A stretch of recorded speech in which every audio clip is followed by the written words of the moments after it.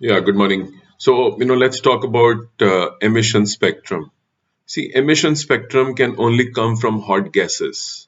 Hot matter only produces continuous spectrum, but emission spectrum, in which certain wavelengths are visible, can only come from hot gases.